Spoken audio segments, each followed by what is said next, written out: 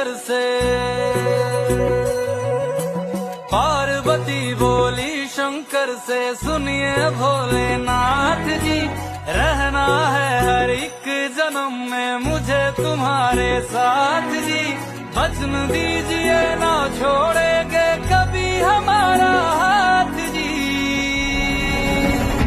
ओ Bholenath ji, ओ Shambhu